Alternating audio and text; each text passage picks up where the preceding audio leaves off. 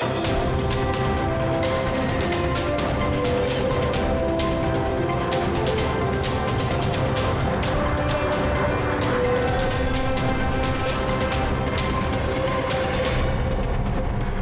welcome to the Daily English News program on Azərbaycan Televiziya with the most important events of the day.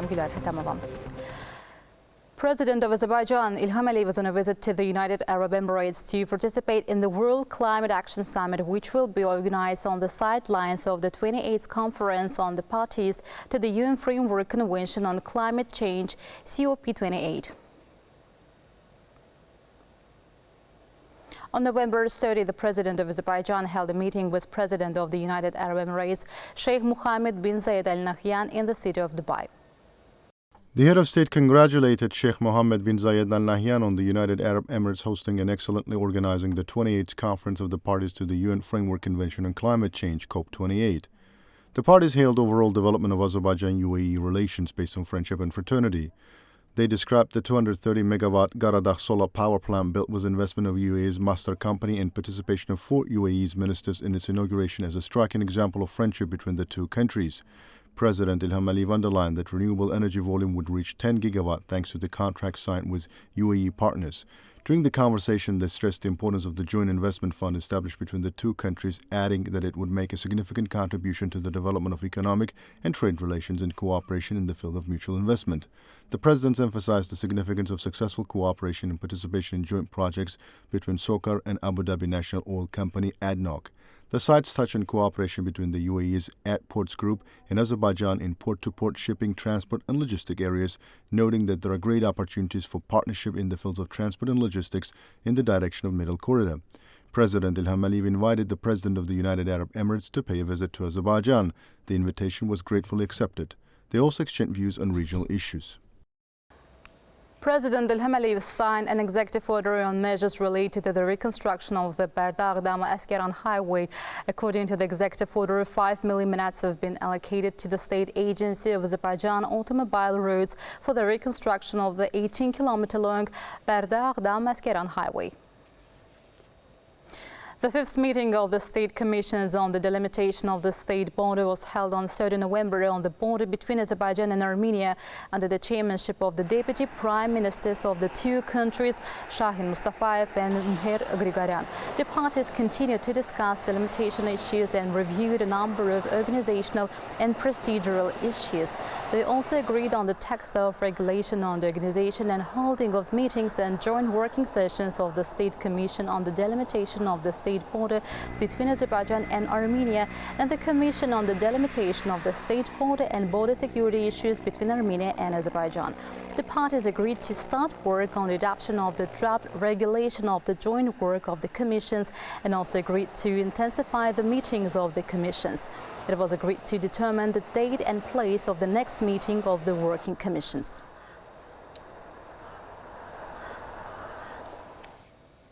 The European Parliament's Committee on Foreign Affairs adopted annual reports against Azerbaijan. The Committee on International and Interparliamentary Relations of the Milli Majlis of Azerbaijan issued a statement of protest against these reports, which contradict international laws and distort existing realities.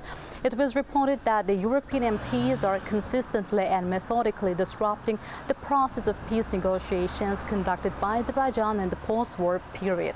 Calls to stop the energy agreement and negotiations on the new partnership agreement with Azerbaijan seriously affect the beneficial cooperation relations between our country and the European Union.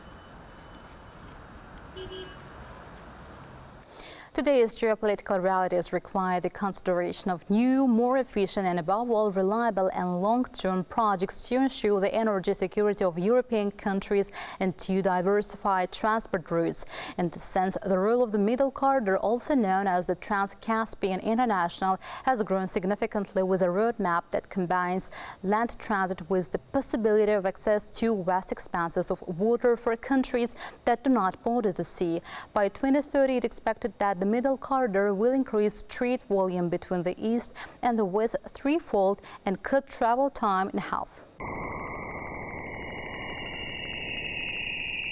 The impetus for the creation of the Trans-Caspian Transport Corridor can also be considered the historical Great Silk Road, a grandiose trade road that centuries ago connected East and West and at one time became the reason for the emergence of unique cities, historical monuments, customs and even states. If in ancient times the cities located along the Silk Road saw many destructive wars, fires, famine and pestilence, then today's interpretation of the historical route, the Middle Corridor, can ensure sustainability and safe diversification of multimodal transport routes between China and Europe, protecting countries and supply chains from geopolitical shocks. That's why this strategically important route, which connects China with Kazakhstan by rail, passes through the Caspian Sea to Azerbaijan and then through Georgia and Turkey to Europe, attracts the attention of almost the entire world.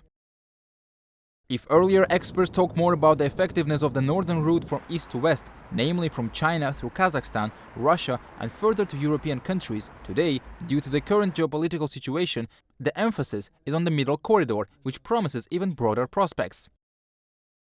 A recent article on the Middle Corridor on the UK The Emerging Europe website states, the Russian-Ukrainian war has opened up new prospects for the Middle Corridor, but changes in policy and investment are needed to meet demand and support the economic development of Kazakhstan, Azerbaijan and Georgia. According to a recent World Bank report, with the right policies, the Middle Corridor, connecting Chinese and European markets through Central Asia and the South Caucasus, could revive regional trade and expand connectivity for countries along this road. Indeed, today the time has come to work even more actively on the launch of the Middle Corridor, which, being an effective bridge between China and Europe, is of a paramount importance both for regional development as a whole and for the economies of individual countries located on this road.